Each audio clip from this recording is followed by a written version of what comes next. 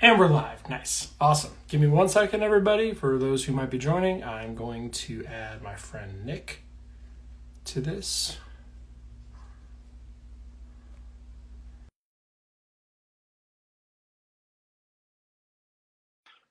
Nick Thompson joined. And once again, you got to fix your camera. There we go. Boom. There we go. Nailed it. How's it going? It's going good, except now my sound is not working. Wait, you can't hear me? I can hear you, but it's like not working in my headphones. But that's okay. If you can hear me okay, I'll be fine. See, I can hear you. I don't know if people listening. There, we have 41 listeners right now. Can any of you hear us okay? Alexis, this is your moment to shine. Looks like sound is good. All right. Cool. Well, what's going on, everybody? For those who maybe know Nick but don't know me, my name is Will Craig, and recently I've started this series called Sunday Reset with Will and Friends, and we're doing a special Friday edition because my friend Nick here decided, he was like, hey, you know what? Friday night's better for me. So when someone like Nick wants to be a part of it, I'm going to make it happen no matter what. I love having amazing conversations with people about mental health, things that matter most to us all, things that are going on in our lives. And so without further ado, Nick, do you want to introduce yourself? Yeah. Hey, everyone. My name's Nick. Somebody like me is just a normal somebody, and I try to keep my Sundays to be a little bit, well, now it's football season, so now I'm usually hate watching, frustrated with the Bears and what they're doing and not doing. But I try to keep, it kind of goes in, right? I try to keep my Sundays to be a day where like I don't have anything that I have to do so that I can kind of take the day as it comes. Sometimes that means doing something, sometimes it doesn't. So thank you for the flexibility of having me break your schedule and do a Friday instead. No, you know, it's funny. That's actually kind of where the whole Sunday Reset idea, like name for the series, came from, was that simple idea that you just described there. Is like Sunday is kind of a day where I feel like those of us who work typical Monday through Friday 9 to 5 schedules, Sunday's kind of a day where you're kind of recalibrating and stuff. And, you know, yeah, if you're a Bears fan, I'm really sorry. I'm really, really sorry. We might turn it around. I don't know. But on the reset thing, you know, it's funny because lately I've been talking, I guess not really lately, like this year, the last 6 months or so, I've been talking a lot about like burnout on with guests on my podcast and how to like recharge and reset and make sure that you take the time you need for yourself and stuff like that. And I feel like Sundays for so many people, and myself included, like the first half of the day is reset, relax, but then the Sunday scaries start to set in, especially if you're working on Monday, whether it's a 9 to 5 or some other job, or if you happen to have another day that plays the Sunday in your schedule. I think we spend a lot of time that day before we have to go to work kind of being scared about it. So why do you think that is? Like for you, like what's that experience like in your regard?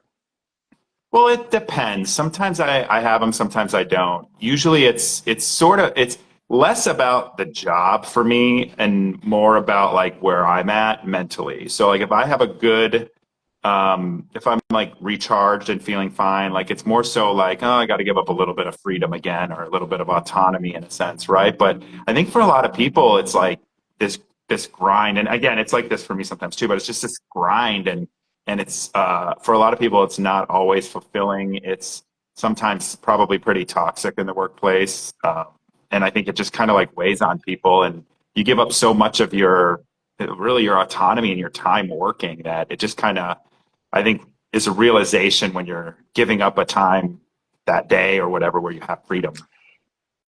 You know, I recently learned about, I had already personally experienced it, but I had never heard this phrase before. It's called revenge bedtime. Have you ever heard of this phenomenon? I live with revenge bedtime every day. So I did too. I just didn't know that that's what it was called. I Yeah. didn't have a name for it.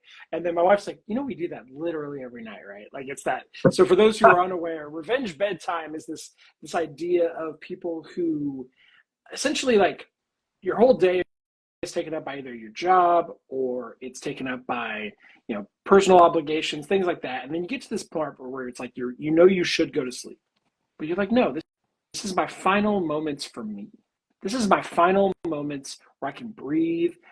No one's asking anything of me. And I never thought about it, but yeah, my wife and I mean, I'm a night owl by myself. I used to bartend full time, and so I'm for a night me, owl too, but not bartending. So yeah, yeah, that makes more sense. yeah. So for me, like it was just my way of life for so long that I think I just kind of became a night owl. And so, but my wife is not. She's very much the would if all things being equal, she would definitely go to sleep early. So Like I what's think about early?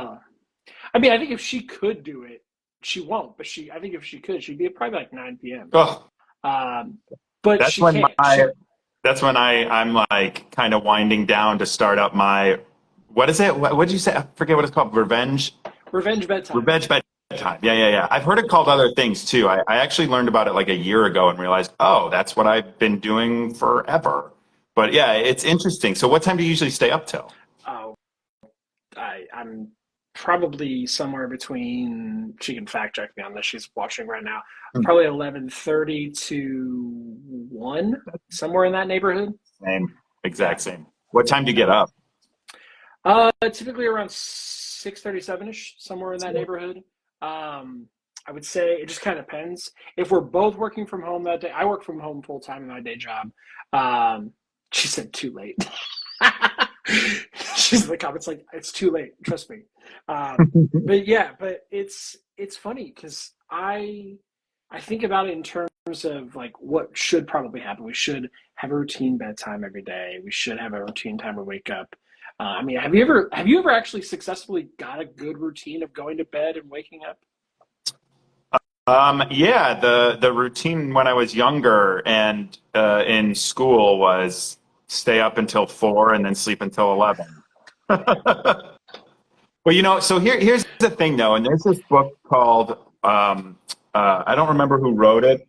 Is it over here? It might not be on my bookshelf. There's this book called Why We Sleep, and it talks about like night owls and morning people and how you're not actually supposed to mess with your circadian rhythm, like your natural one. It's there for a reason. It's in your DNA, and that can be from a variety of different reasons. From one example, I was actually just talking about this the other day. With someone. One example is like if your ancestors were the night watchers of your tribe, I have heard about or this. yeah, or if you are from, Europe and your ancestors are from Europe and you're in a different time of day and a different time zone, and you've got decades and generations of people in Europe in that time zone, and then you come here and you're in, a 7, 8 hour difference. It all kind of plays to how our circadian rhythm is, and we're not really supposed to mess with that. But society has built the 8 to 5 life, which kind of disadvantages people who are naturally night owls and then have to get up early if you have that traditional early rising job. No, I think well, there's that part of it, which is like if you are someone who's traditional night owl, but you're trying to conform to what the normal life, quote unquote, normal life is. But I think there's the other part of this too, which is that like I don't know about you, but like in my life, I being a night owl and having had night owl habits and night owl type jobs, um, there was this like anybody who was a morning person basically like won the argument from the get go. They were like, "Hey, you should be getting up early." It's like, well, we're up the same amount of hours. Let's be very clear about that. We were up the same amount of hours. You just happened to wake up at like, you know, 7, 6 a.m., whatever that is. Me, which I is woke up at 11. which is society guideline, by the way, Yeah, not exactly. measured on productivity or of when or what you're doing or what your output is or number of hours, as you said. It's just totally a societal construct. It's not actually indicative of whether or not you're a productive member of society or not. That's what I mean. Like it's about like what are you actually providing and like what can you actually accomplish in that time. And I think it's just as fair to say, hey, I'm not an agreeable person before 10 a.m. after our first like cup of coffee is fully down. I think that's just as okay as you saying, hey, I'm not awake at like 8:30. I Right? agree. I think both are fair. Yeah, I agree. I always say like I have two windows of like being sharp. 10 a.m. to like 3 p.m.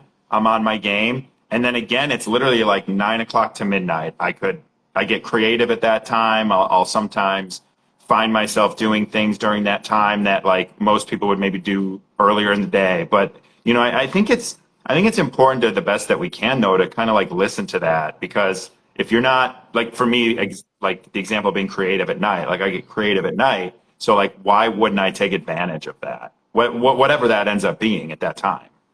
No, I think that's completely fair. I mean, that was honestly like my routine. So, because I see some people in the comments talking about routine matters so much in this, and so like for me, like in my prior to writing my first book, my routine was very set. It's like, okay, I'm going to wake up at this time. I'm going to go to work. I'm going to do my day job. And then when I get done with my day job from, whatever, 6 o'clock, let's say, to like 8:30, that was time with my wife, any sort of social constraints I have, friends, whatever you might say. And then at like 8:30 or so, I'm going into my office and I'm writing and I'm doing stuff. Whether I'm writing something that ends up in the book or not, this is my time. I'm doing this until I am going to pass out. And that's the only way I was able to get it done, was just setting that time aside. But because I knew, to your point, listening to my mind, it's like I'm my most creative in the middle of the night. For whatever reason, I can't explain why, but that's when I'm my most creative. Why do you think that is for you? Well, that's a good question. I think so. I used to film make a little bit when I was like 18 to into my 20s. So I would always like get that inkling to write at like 8, 9 o'clock, 10 o'clock at night. And so Okay. my friends that I was filmmaking with, we would always go to, this is just the statement of the time.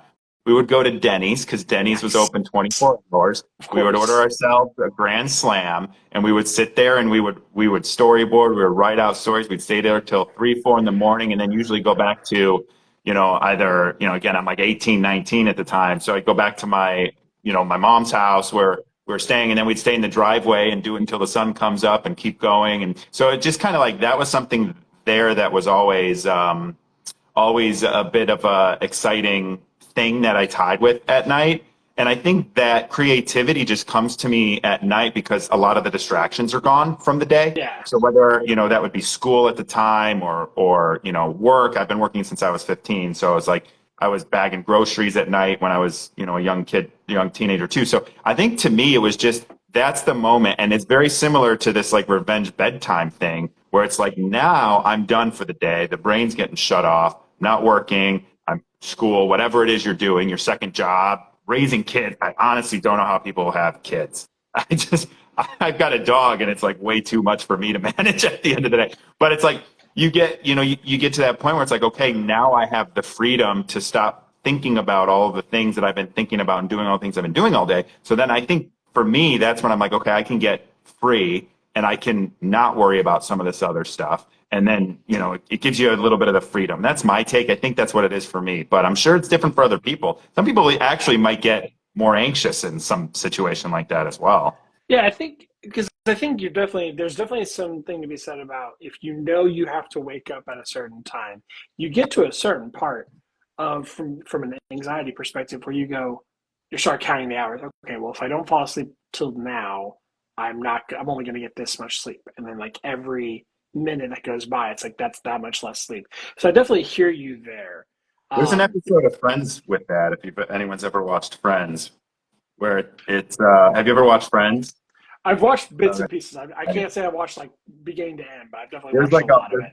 there's a whole episode where like everyone's up for one reason or another all night, and like Chandler's laying in bed, and he's like, "Well, if I fall asleep right now, I'll get 6 hours of sleep." And then you cut to him like a half hour later or something. You're like, "Well, if I fall asleep right now, it'll be 5.5 hours of sleep." Yeah. So I think it's very relatable if people feel that way, and I'm like that sometimes too. Yeah, but then I think you call out a really interesting point about the whole like this is the time where no one's expecting anything of you. My dad used to talk about this a lot. He used to have to like occasionally like travel for work, and a lot of times he wouldn't fly; he would drive, depending on where he was go. But it would still be like a decent amount of drive, it'd be 6 hours or Mm. so. And he would talk about it. I'm like, why do you enjoy that? Like to me, like the sooner I can get there, the better. Like let's go. And he was like, because for that 6 hours, no one expected anything of me. No one needed anything from me. I could, even if I couldn't do anything about it. And so for that 6 hours, that was my time. And I think that same philosophy then applies itself to this nighttime situation. It's the one time where no one's asking anything of you and no one's pulling that piece of your brain, whether it's your job or it's your family or your friends or whoever. No one's pulling any threads from you. you Right. get to just embrace your own creativity. I think that's definitely got to be a part. I know for me it is. I go in there, I go in my office, I put my headphones on, I'm listening to music, and I am just in the zone. And there's no way you can get me out of it until I am just literally ready to pass out. Yeah, no, I think that's a great point, and it's almost like a relaxation technique to release what everybody else expects of you. But I think that's a really good point. I think you're 100% right, and I think also what can cause anxiety in that situation is then expecting too much of yourself. And I know, like, I'm guilty of that myself, where I'm sitting there and I'm like, oh, it's 9, 10 o'clock or whatever. I should be doing this or that, or writing, or sometimes the creativity comes in like thinking about podcast guests and reaching out to people or whatever that is, or writing for LinkedIn. I write a lot on LinkedIn, and I'm sitting there and I'm like thinking to myself, man, I don't have anything. I'm like, just relax then. If it's not there, like, you don't force it. You can't give yourself a hard time. No, inspiration has to come kind of naturally. So, in thinking about, I want to take a step back for a second because in thinking about your life, you mentioned the you went to school and you were up late with friends at Denny's and you're storyboarding stuff. So I have to ask, did that kind of background of storytelling and all those things, is that what kind of led you to eventually doing Love Is Blind, or like how did that even come about? No, well, if funnily enough, I've always been kind of a storyteller in some way, shape, or form. Whether that was growing up, I played a lot with action figures, telling stories, all of that kind of stuff. Um, Everything I noticed as time went on, all of the things that I was attracted to and liked doing, which was writing, telling stories with my action figures, even to the point where, like, I would love writing creatively in school, or even a little bit like, nonfiction writing and reports and stuff like that, which was fun. And I hated standardized testing. I didn't thrive in math. I realized kind of over time. And then when I was 13, I started writing screenplays and wanted to be a filmmaker. In high school, in college, I did journalism. So I was telling other people's stories, which was, super attractive to me. I was editor in chief at my college newspaper for a semester. So I found myself in all of these roles. And then at that time, that was when I made an independent study at school so I could make a film. So I wrote and directed and produced a film with a whole bunch of friends and volunteers and friends I made that I have to this day.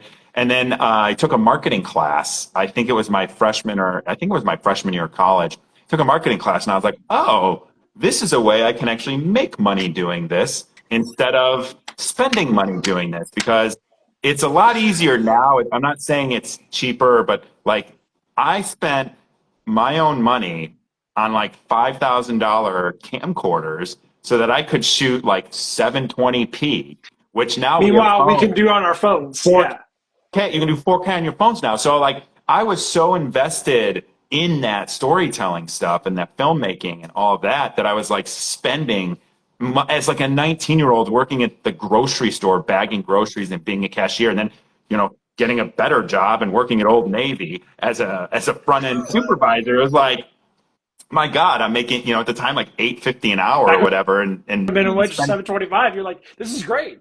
yeah, exactly. So it was like I was spending all my money doing that. I was like, I got to find a way to make money to support these expensive ass hobbies that I've got.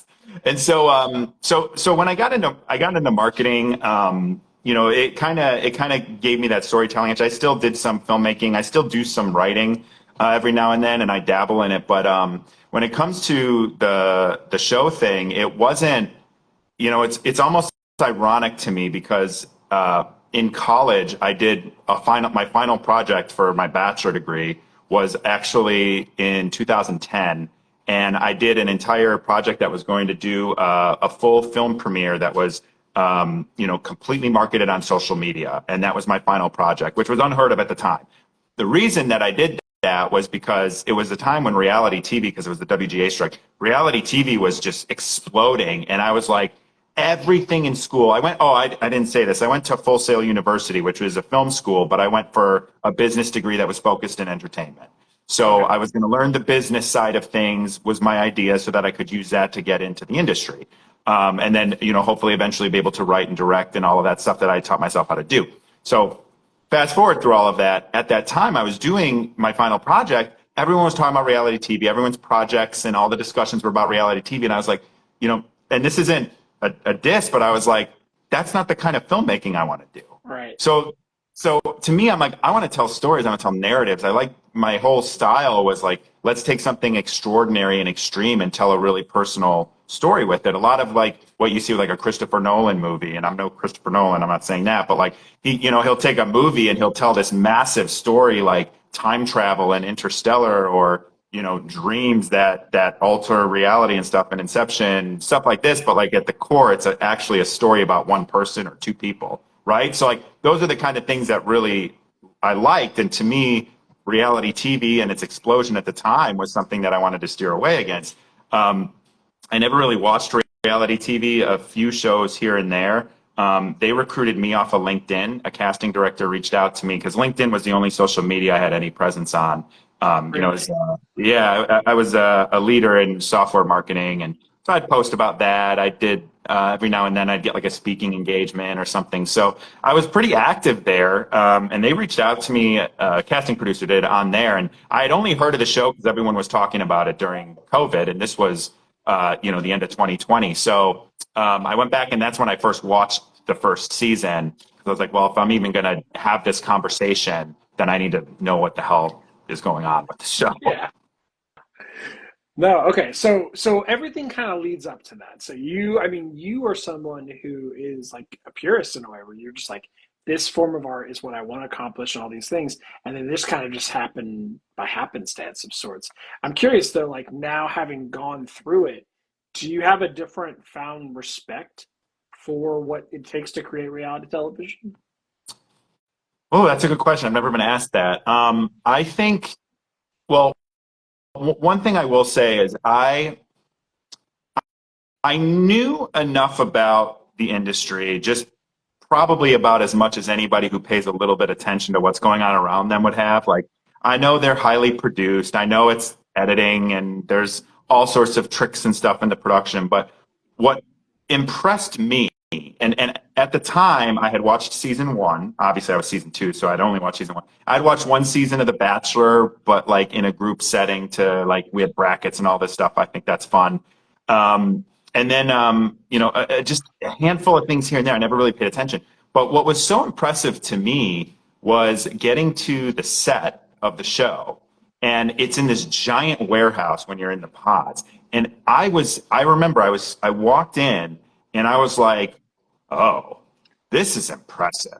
Because even when you watch it on TV, it doesn't do it justice. And you're watching like there's TV tricks. It's really not that big, or the pods are super small, whatever it is.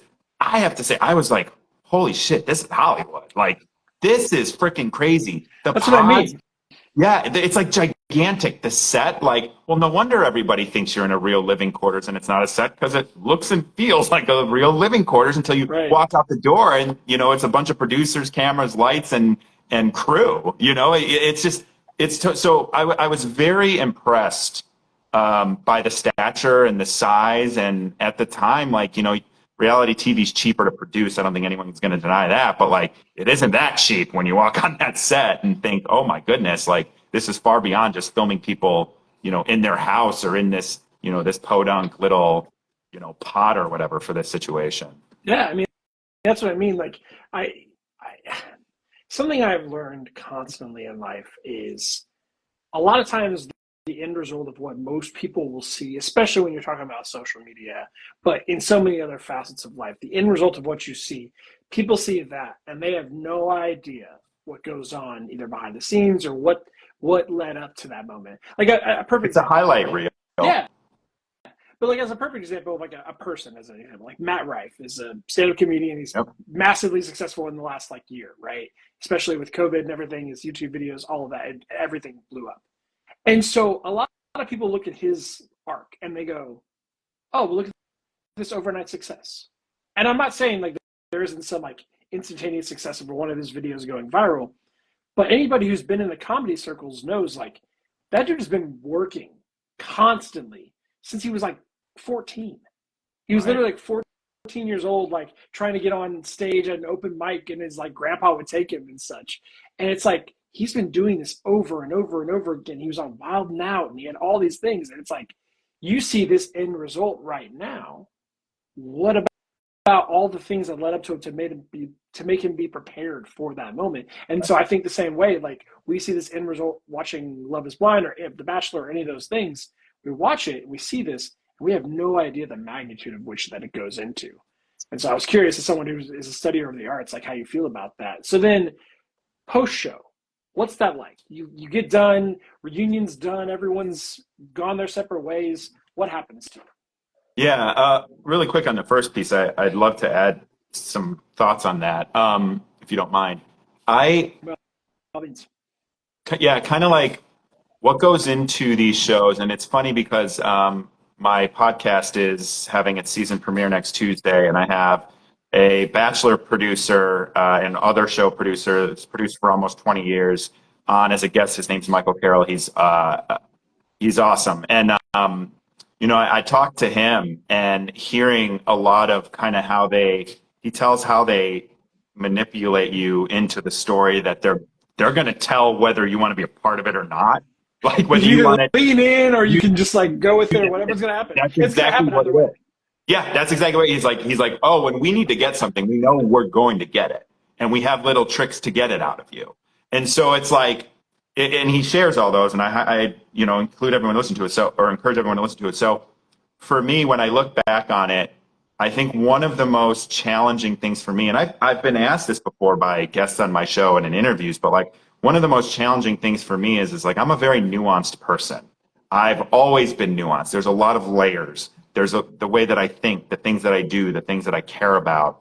And what was so weird coming out of the show, and it kind of ties into your second part of this question, what's so weird coming out of the show is people have this total idea of who you are, and they think they know you, which is fine. That's part of like reality TV is it gives you like what you believe is a real life connection, right? But for me, it was like all of the things that kind of make me who I am that I do in my day to day, like you're not seeing any of that. What you're seeing is a very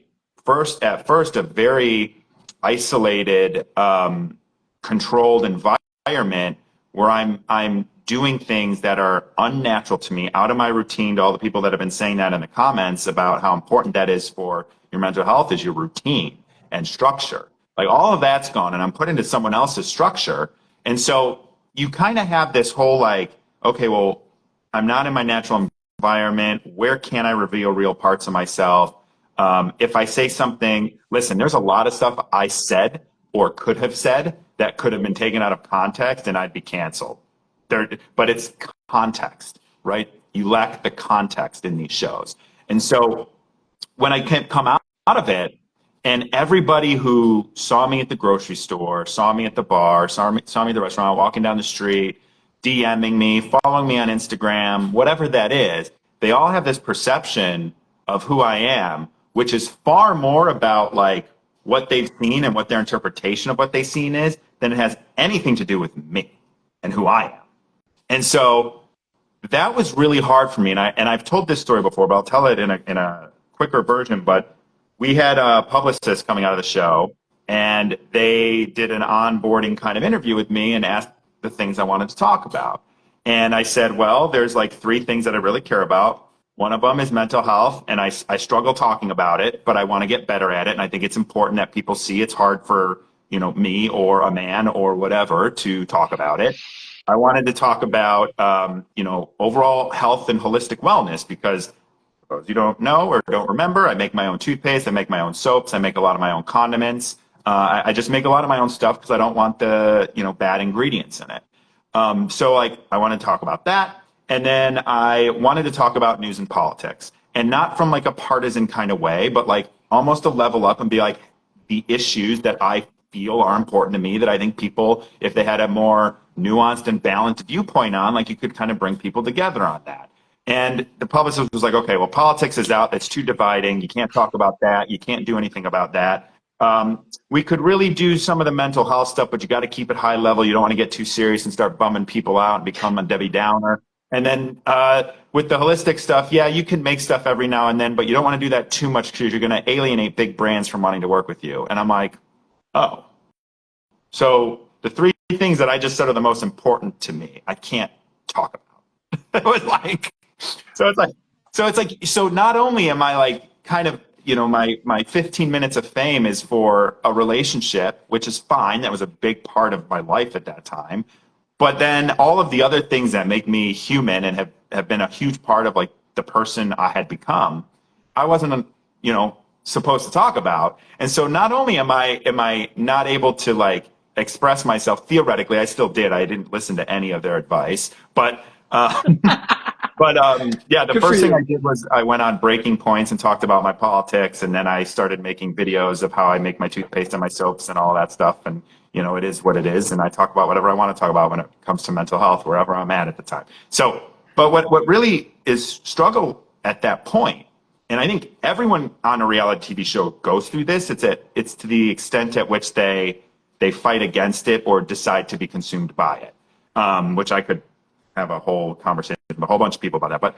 But what it is it's not just people have their own perception of you, that they don't really know you, that they think they know you, that your minutes out in public are often interrupted when everything's kind of hot and heavy with the show. But then there's actively like this entire industry, whether it's through your publicist, whether it's through brand deals, whether it's through the show and the opportunity for other shows and the opportunity for other things to go do, that are all pressuring you to change then and become this caricature that people want you to be, whether that's an influencer or someone who goes on another show or somebody who makes a career out of it, or somebody who whatever that is. There's all this pressure on you to change, to conform to this character, to this storyline, or some derivative of it, so that you can embrace the people that have created this character of you based on what they've seen on TV. And for me, that was the biggest challenge coming out of the show from a personal level, despite obviously like there's, challenges coming from being in the public eye and, people in the relationship being new and everybody having their own scrutinies and commentary on it that they don't even have any idea what the relationship's really like. So there's that stuff. But like for me personally, like my internal battle was like, people are expecting me to be something else that I'm not.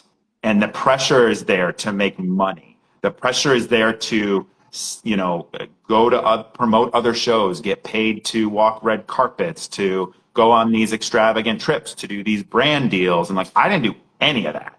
And that was a battle because there's a lot of pressure to do it. I turned down, $20,000 with Head and Shoulders because I'm like, I don't have dandruff. And if I did, I wouldn't use Head and Shoulders. So like, I'm not doing this. And that's one example. I always throw them under the bus, like whatever, good for Head and Shoulders. I know it helps a lot of people, but that's the one that rings out to me because that was like right away when everything was fresh. And I was like, there's a lot of money there. But, Sure. that pressure is really what I dealt with because I didn't want to change. I was comfortable with who I am. I am comfortable with who I am. And that pressure to change financially and all the, quote, opportunities there, it puts a lot of pressure on you coming out of the show because everybody has these ideas of you and what you should and shouldn't be doing or shouldn't be saying. And sometimes it's hard to not conform to that. Well, especially when they're throwing that much money at you, to be honest. Like Sure. we've all, every person alive has thought about, at least I would say probably in America, because we definitely like popularize a lot of these stuff. But everyone's had that fantasy in their mind. Oh, if they gave me this opportunity, like, oh, I would do this, this, and this. I'd sell my soul for this. And I get it because when you throw a nice amount of money at it, most of us have a number we probably do most things. I wonder Right? what my number would be sometimes. Oh, it's like a fun bar game that my friends and I play all the time. It's like, you say you wouldn't do this, but there's a number. I don't know what it is yet. And we're going to find out what that minimum is, and then we'll go on from there. But like, Right. That's the reality. Because unfortunately, like most of us are not independently wealthy. So money is a huge part of our life. And how do we go about obtaining this? And so when you're right, like, so I guess Well, I what think part made of it you so, too, oh, part go of it ahead. too, I had a career that was really successful. I was making decent enough money for myself and for the life that I had wanted to live. And I feel for people who maybe didn't have that in the same instance that I did. So it's almost like I don't fault people if they like give in a little bit and take the money of Head and Shoulders or whatever that is. And, maybe they're now doing some sort of tutorial on whether it's, makeup or what am I going to wear today. And, maybe they aren't ever using that makeup again or would never, like, I get it. Like, I'm not faulting anyone for doing it. But I think No, like part of it is like, where are you financially? And to me, I had worked hard in my career. I liked my career. And I was like, I kind of don't want to do that. So that's part of it too. But people who go on these shows, and I think too, one last thing that you said, and I didn't mean to cut you off, no, but you're okay. the the what you said about people who are like, oh, if I had this opportunity, I'd do this, this, and this. I think that is the you signed up for it crowd, where the people that are angry for people who speak out about their experience and if it was damaging or exploitative or physically or mentally hurt them. I think a lot of those people I think they could have just done it different or done it better, or that's just part of the price you pay. And sure, if you want to think that way and you want to go do that, that's your prerogative. But that's not how everyone thinks of it. Like I didn't, it's hard. It's hard sometimes for people to believe this, but like I didn't do this for fame. I don't care about my 15 minutes. It came and it went, and it is what it is, right? But like I actually believed this could be interesting. This could work after watching season one. So, I think anyway, to bring it back to what you were saying, like, I think that like what reality TV's done is it's democratized fame and it makes it much more attainable because now you're seeing a real person that you see a little bit of yourself in on TV and you're like, oh, it could have been me or it should have been me. And, there's some fun in that and there's some interesting opportunity for people who look at it. But I also think there's a lot of people that have a misconception of what that's like. I bet. I mean, it could be reality TV, or it could even be the fictionalized television.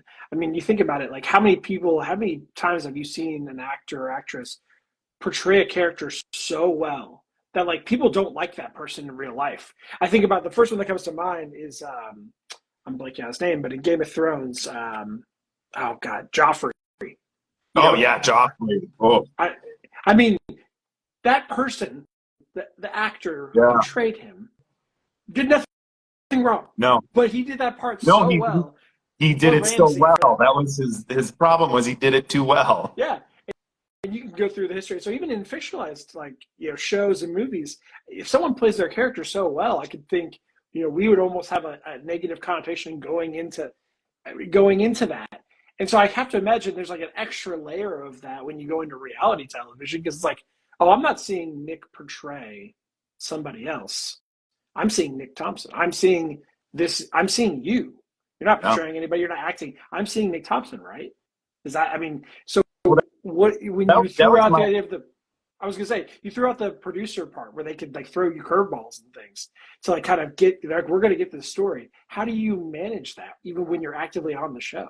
so this is one of the things I think is the hardest thing, and not just for me. And my whole philosophy going into the show was I'm going to be myself. I have good values. I'm a good person. My whole like, ethos and phrase for myself in my own head is do the right thing. Even if it ends up being the wrong thing at the moment, it felt like the right thing kind of thing, right? And so I was just comfortable and in a good place mentally where I could just go in and be like, I'm going to be myself. If this works out, great. If it doesn't, great. I'm not going to do anything out of character. Now, that being You said said, that. yeah, and I didn't. I through everything, the good, the bad, and the ugly of the last few years, like I can honestly and genuinely say I haven't done anything out of character. And trust me, there were plenty of times where it wasn't even just me that wanted to like burst out and, be the psychopath I was in my 20s. And before I did all of this like calming of my temper and learning like revenge isn't a dish best served cold. It's a dish never served at all. Like move on, like let people, you can't control people. You can only control how you react to them. Like before I had this, control of myself, we'll say, I would have been probably perfect for reality TV. But in a sense, it's kind of like you're there, you're being yourself, but the knobs turned up a little bit, the dials cranked up a little bit. Some people thrive in that. And I think we could probably name people just off the top of our head. There's people that thrive in that. And there's people, by the way, like that are that is them in real life, like to the T. Now, when you're on set, you got to remember, like, yes, there's storylines. And there were times I said no. There were times that we said no together. There were times, and you could go back and watch it, and I've talked about it to death, so I don't need to talk about it, but like there's times where things were out of context and things were misrepresented. And none of that was in a way that like ruined my life. But it does happen to people where they do get completely misrepresented, edited out of order, edited completely out of context. Frankenbiting, which is when they show the back of your head and then use a line of dialogue you said in another scene and then a reaction from someone to something else someone said, and they cut it all in a way that like you think this is happening and it's not. It's literally not real. And so, there's so many people that can show up as their authentic self, that can show up and be real and just be there for, I think you can argue what the right reasons are for now because these shows are casting a certain way and doing their own thing. But, if you show up to a love or dating show and you're there because you think maybe you can find love or find someone to date, like there's an authenticity to that. But like, just because you're showing up that way doesn't mean you're going to be portrayed that way. And so that's something I think, and until you go through it, and until I watched it back and I just remember being like, well, I didn't say that to that person. I said that, but I didn't say it to that person. Then you're like, well, did I? Or that scene right there is missing the entire conversation as to why I'm saying this or why I'm reacting this way. And then you watch it back and I'm like, man, I feel kind of like I'm getting gaslit here and I'm getting confused about what actually happened and how I remember it in my memory versus what I'm watching on TV. And that's its own weird thing. But a lot of times I don't think people realize, you don't realize it until you go through it, is my point. No, and that's what I mean. I think, I've never been on any version of a reality show, but I have to think, like, as I'm watching it as a consumer, what is the goal of this? Like, for you, it's one thing, but I'm talking about the people that are behind the scenes. What is their goal? Their goal is to tell stories that make money. Get eyeballs. Yeah. That's what I mean. It's to get eyeballs. And why? Because we can get advertisers, we can get viewers. It's to make money, right? Yep. So what's the best way to do that? We all love to watch a car wreck. We all love to watch a train wreck. And how do we create controversy? And so it's in everyone's best interest. Yep. So when you're putting a bunch of people who come in with maybe good intentions, maybe some not, but overall, it's meant to be a good place. What happens? And so then now my question for you then is, you walk out of that, you have all these people coming at you with these preconceived notions about that. How do you personally navigate your day-to-day life when someone walks up to you at a bar and it's like, oh, you said this and I thought you were the worst? How do you navigate that? The interesting thing is people don't say that in real life. The internet gives people a nice little mask that they can think they can say whatever they want. That's fair. There's a lot of times people would say something and it's just clear that they don't think anyone's ever going to see it.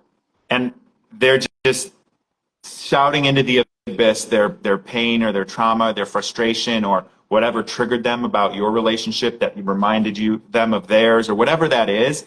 And those people, like, God, I scream into a pillow sometimes. Like, fine, let this be your pillow that you're screaming into. And then there's some people that I think are just angry and they say stuff on the internet. But then I think there's a lot of people that they just don't know. And those people, like, if I can sense that or what they're saying is something that I think is a fair reaction to something that they saw, I'll try and engage with them. But what the internet does, and see if I can change their mind or quell their fears or provide some insight or context that maybe they didn't get, or even just see like, what's upsetting you right now. And that works a lot more than I think people would think. But in real life, people don't come up to you and say that you're abusive or you're a narcissist or you're toxic or you're blah, blah, blah.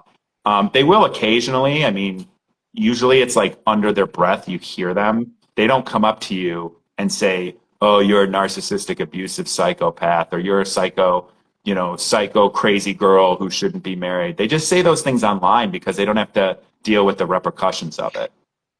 Yeah. No, especially I don't know if you noticed this, but especially on like YouTube, that area I feel like is like this extra layer because like your Instagram and your Facebook are tied to your persona of sorts, like your personality. I mean, some people can create burner ones, but generally speaking, like if you've had an Instagram long enough, this is yours and people know who you are. So I think even like YouTube, there's like an extra like anonymization that can happen from Totally. that. Um, but it's definitely But I like would say though, here's the interesting thing about the Instagram. Like you have your Instagram and you've built yours up to be you. People are following you because of you. When you're on a reality TV show or even influencers, like you could have a million as influencers, but people are following you because you did something they like. People were following me like overnight, didn't know I anything was going to about me. ask you about that. Yeah, yeah. And then didn't know anything about me, didn't know anything about my relationship or anything other than they saw. But people hate follow you.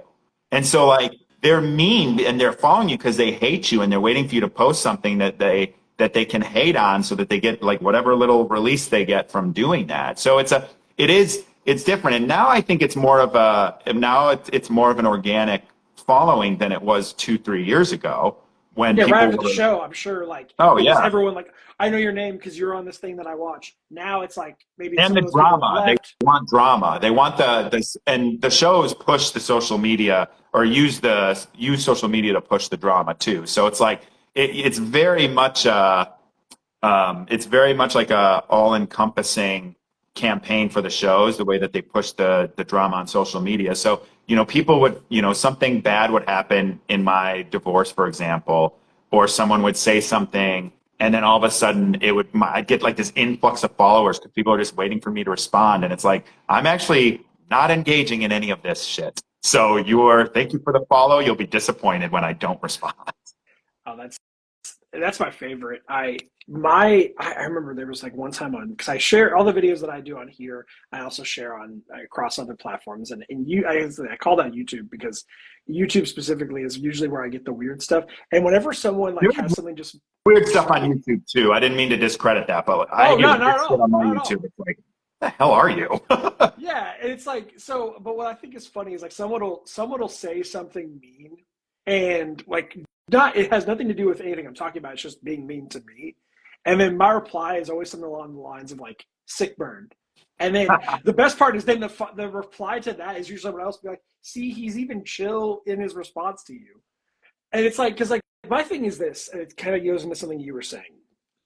If your life is so bad that the best thing that you can have going for you is to talk shit on the internet, then I feel sorry for you. That's the truth. I know. I do too. Anybody who feels the need, like this is the best part of your day, I'll be your punching bag. Because Yeah. I follow the Christian Bale method, which is very simple, which is if you have a problem with me, call me or text me. If you don't have my number, you don't know me well enough to have a problem with me. It's that simple. Oh, that's a great point. And then, when other people from the show would like talk shit about me or act like they knew something who have my phone number, that would always bother me. But Ooh. yeah, that's great. Yeah, you just keep talking when you could actually find out what's really going on by shooting me a text or a call or hell, a DM. You don't even have to pretend like you have my phone number. Shoot me a DM. Oh, That stuff is always it's a great point on the Christian Bale method. But I always say too, and I always say, and I did. This is the first time for the new season of Love Is Blind, which actually this one snuck up on me. I didn't know until earlier this week that it was a new season. But usually I'm like, okay, it's time to be the dad of the internet again, and I'm going to remind people like you got to be nice to people, just like they taught you in kindergarten. If you don't have anything nice, don't say anything at all. That kind of thing. But my point in that is like if you find yourself, and this is what I say to people, and listen, again, 10 years ago, I'm the guy talking shit in the internet. And every now and then, you'll find me post something sarcastic in the comment section of something. So like it comes out every now and then. right. But if you find yourself wanting to react to someone on the internet based on something you saw on TV or saw on the internet, like sit back and like take a deep breath before you do it and ask yourself, what is it inside of me that is so upset right now that I need to comment on somebody else that I don't even know? That's what I mean. Because It's like it's usually fueled by something. it's not them. Yeah. And It's you. it has everything to do with them and nothing to do with you. Because if you got to that point where you're going to set out something angry, like you have that anger already in you. I didn't cultivate that. That was already in you. The next phase of this is just, I'm just the nearest object. Just like we do, forget the internet for a second, just like people do in their personal lives, right? Mm-hmm. You lash out at your family or your friends, and they had nothing to do with that. But you were mad about something at work, or you were mad at some interaction you had in your life, and then you carried that over, and then you just took it out on the first thing that was in front of you that gave you the opportunity. And now we have the internet to And do then, that. as my And so, my friend Dr. Liz just said to me Wednesday, she's like, that's actually just anxiety. When someone lashes out or is angry, and it's anxiety about something. yeah. So then let me ask you this. If you could do it all over again, would you? I hate that question. And here's why. Let me tell you why I hate that question. So I try very hard to live my life a few ways, because I used to think that the world was happening to me. I wasn't an active participant. I just had bad luck, and I still think I have bad luck, but that's, it's now it's something I kind of like, I embrace. I embrace the bad luck. But I used to really have kind of like a victim mentality, thinking bad things happen to me. I was a victim of circumstance, and a lot of times, like, I could look at it and be like, I had no control over what happened to me there, and that's fine. But what I've really started to do now is, and this is for several years now, before the show and everything, and I don't want to look at things as I'm a victim or something bad happened to me, or I wish I did this different, or I wish I didn't do this, or I regret this relationship, or I regret this action, or I regret working at this job, or doing this thing, or saying this thing, whatever that is. I don't think of it that way. Now, what I try to think of it as is, okay, that happened, whether it happened to me or I was an active participant in that happening. But what I'm going to have to do to get past it is not dwell on it and not regret it, but take something from it and move forward. So I really try, and it's not easy. I really, really try to not look at anything in my life with regret, because I think regret is it keeps you tethered to that thing that you regret, or that thing that happened to you. And I don't want to be tethered to anything bad that's happened to me. So I kind of think it's a long-winded answer, but I kind of try to just let things go. They are what they are. Whatever happened to me, like, I can choose how I come out of it. And I'm going to come out of it stronger. I'm very resilient. What this whole show has taught me is that I'm very resilient. I am more than willing to take something bad that's happened and learn from it, and convince myself in my mind. And when my mind starts to think in that old mindset of being a victim, or I wish I never did this, or, there was a good year with it, that all of this experience had just like really ruined my life. And I just decided, I'm like, I'm not going to think about it that way. I'm going to I'm going to stay, peaks and valleys, life's peaks and valleys, right? When you're in a peak, ride that peak. When you're in a valley, set up a campsite. Don't buy mortgage. Don't buy property, right? Like, get the fuck out of there as soon as you're done. And so, that's kind of how I think about it. And I just try to, like, not live with regret, because it doesn't serve you. Regret doesn't serve you. Learning from something that didn't go the way you wanted it to, or something that happened and didn't have control from it, is only going to make you stronger and ready for it next time. And so that's how I try to live my life. So do I regret going on the show? There's moments when I'm like, wow, like my life really did a U-turn and went off the trail and just decided to go off-roading and all of these things from what I ever thought it was going to be. But now I just try to think to myself, I'm like, well, I'm off-roading. I didn't ever expect this, but hey, maybe I'm an off-roader and I just didn't know that. And I've got to adapt to that. And so that's what I do now. And so I don't want to live my life with regret. I don't want to regret going on the show. If it presented itself again and I knew everything that would happen, I honestly think I'd be a coward to not do it. So I don't know. That's a roundabout, non-direct answer, but no regret. I'd do it again because I'm not a coward. So I know you said it was a roundabout answer, but like, to me, like, that's, you and I could talk for hours on that, because that's actually a fundamental principle that I have of life. I even like literally have a tattoo of an ace of spades. Oh, nice. It's ace of spades, and the whole root of that comes from like I like to leave the guy with an ace on my sleeve. I'm a big poker player, and to me, life it's the best metaphor for life. We are all dealt a number of hands over and over again, and anybody who's ever played poker knows it's not about having the best hand always. It's about how you play it. And there's nothing any of us can do. I cannot choose to get dealt pocket aces. I cannot choose to get dealt 7-2 offsuit, which is the statistically worst hand in poker. I can't do anything about that. It's all about how I'm going to play it. And then to your point, you can look back on it in hindsight and say, yeah, I wish I would have played that a little differently if I had known what I know now. But you didn't have that information. All any of us have is the information that's right in front of us. And in the present. Yeah. And so with a database of everything you've lived through up to that moment. Yeah. So then thinking about it from that perspective, then like what from this experience are you taking into your day-to-day life now that maybe you wouldn't have had if you didn't have it? Well, I think it's kind of it's the name of my podcast, like Eyes Wide Open. That I've got a tattoo of that too.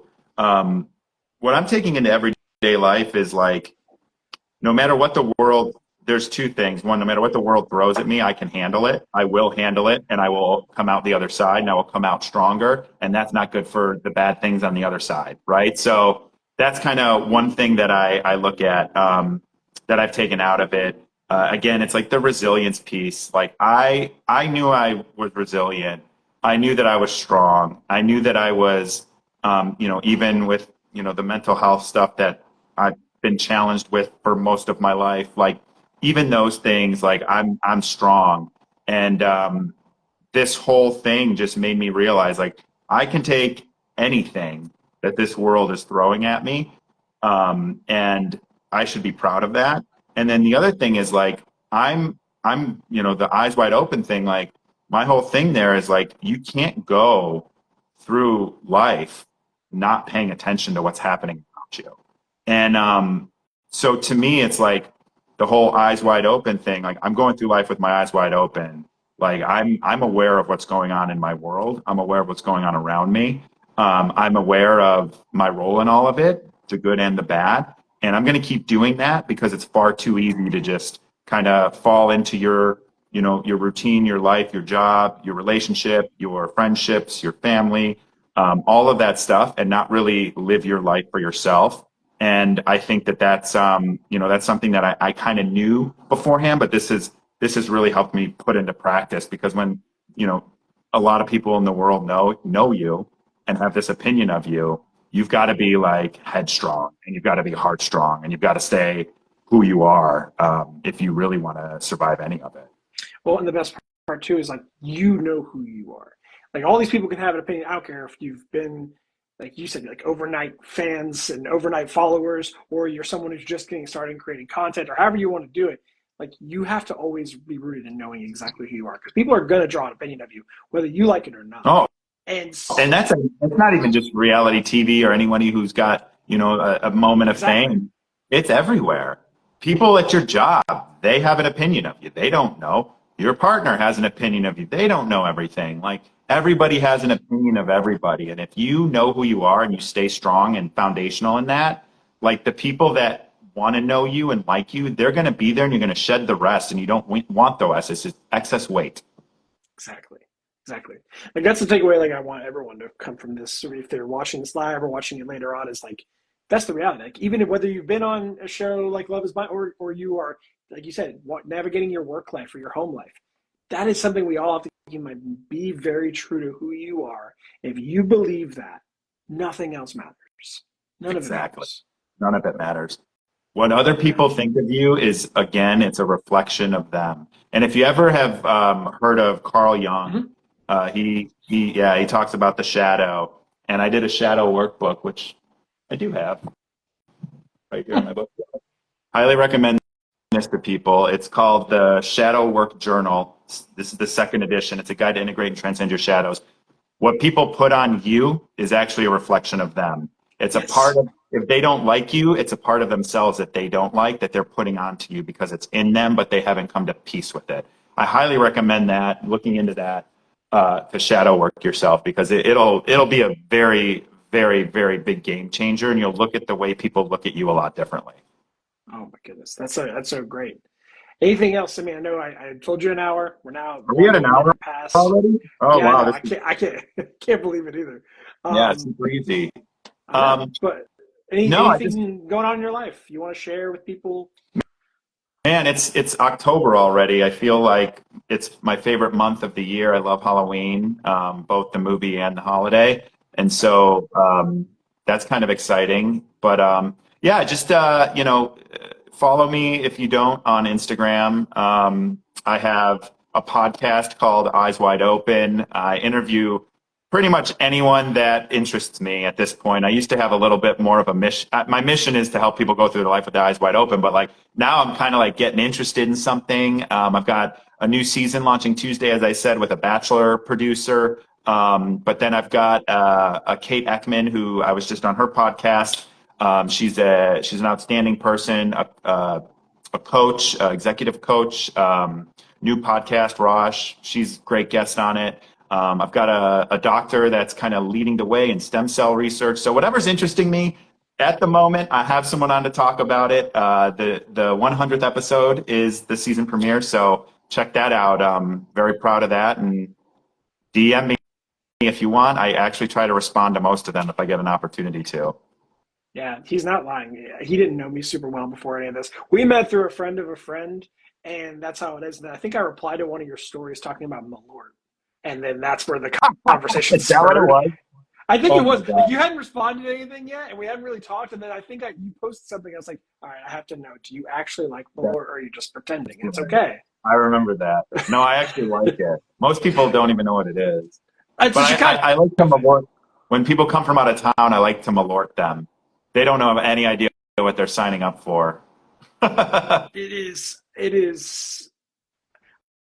I have a love-hate relationship because I have a lot of great, funny memories with friends involving Malort. However, the substance itself to me is foul. And that's the only way I can describe it to people. It's foul and it's wrong, and people shouldn't do it. Yet I've done it. I've taken a pull of Malort, Oh, and I've been to a bar where they have it on tap and done it under the tap, and it's not good. I don't think it should be under a tap.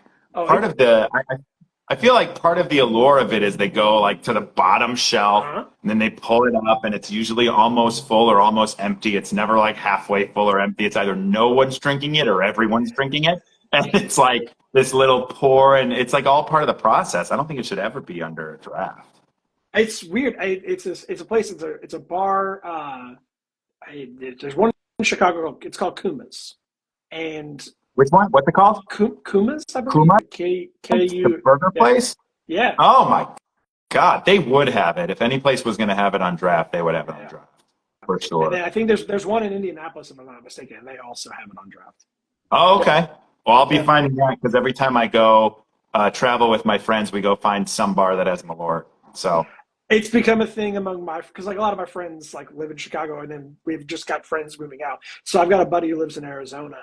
Who, or no, now he lives in Denver, but he lived in Arizona, and he just keeps two bottles on hand. He's like, it's become like a thing in his friend groups that have no idea what it is. Like, oh wait, have you ever tried Malort? You need to try Malort tonight. that's how I'm Malort people. That's what I mean. But just a fair warning to anybody: it's not for everyone. If you don't like it, you're not wrong. It's for everyone It's foul. at least once. That's a great way to describe it. It's for everyone at least one time, especially if you're in Wrigleyville. I think that's definitely a big part of it too. Oh, those Uh, kids out there can't handle Malort.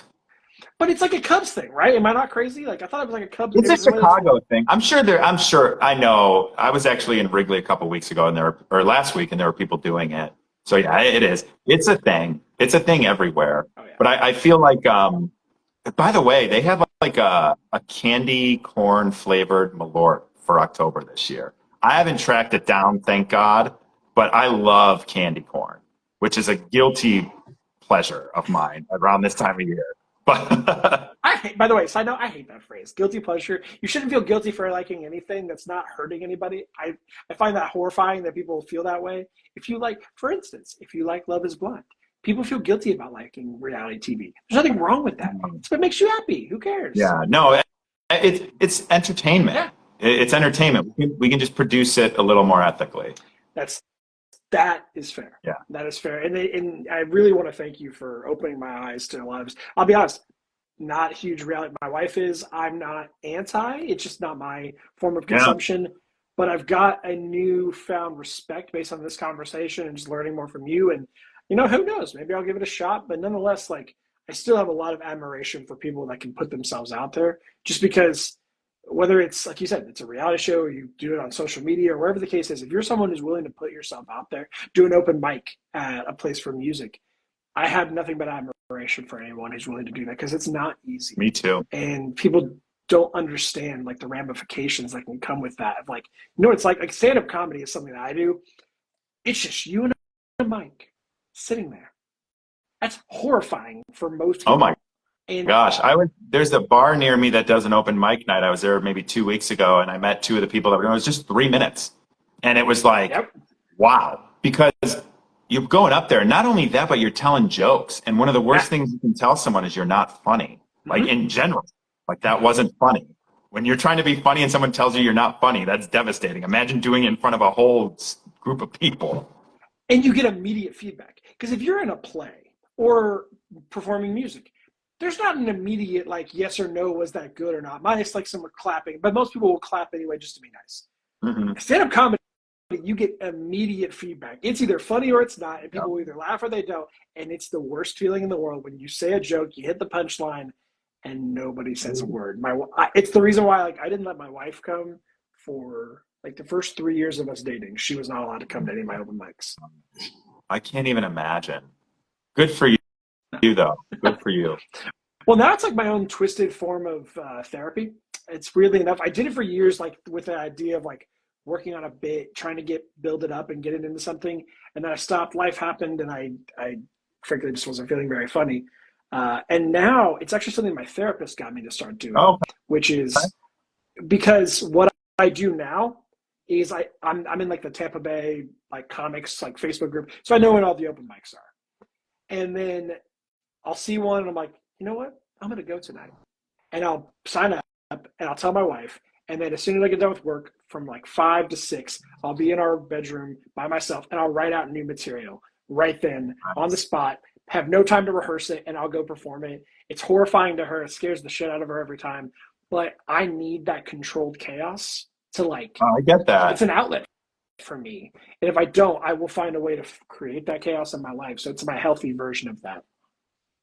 It sounds to me like it's a healthy outlet for the chaos. Oh, it is 100%. Especially now that I've implemented Crowdwork's become really popular, which is like right in my wheelhouse. Oh, okay. So Crowdwork's the best because you have no idea where this is going. So in real time chaos. Because that depends on how they're reacting and who they are, and it's different from show to show. And I've done it with people who won't give me anything, and that's the worst. You could, however you respond, I've got an idea in mind of how I'm going to come back to that. Right. So it's when the person's like, I don't want to play along. You're like, ooh, this is awkward. And then, thankfully, usually someone will bail you out, and that works out. But yeah. That's intense. That sounds really intense. Yeah. That's why I'm not a stand-up comedian now. There's built for people like you. I think you'll find most people that are willing to do stand-up comedy, it's because life happened in a lot of ways, and that's their way of like finding the humor in it. Yeah. We're all twisted. We're all a little dark. And I think that's just part of the humor of it. But that's its own conversation for a different day about, what's funny and not to people. I can go on it for hours about that. What are you doing tonight, out of curiosity? Oh, I'm heading out shortly. I'm going to eat something really quickly and then just heading out to my local watering hole. Okay. Not for long. I'm telling you, I am so freaking tired. Fridays, they seem like a great idea when I make plans. And then by the time Friday night rolls around, I'm like, what the fuck? How have I not learned yet that Friday nights are meant for me and the couch? So I think that's fair. I think I'm the other way around. I'm the other way around where it's like Friday, I still kind of have some energy left in me, but it's by Sunday, we're talking, right?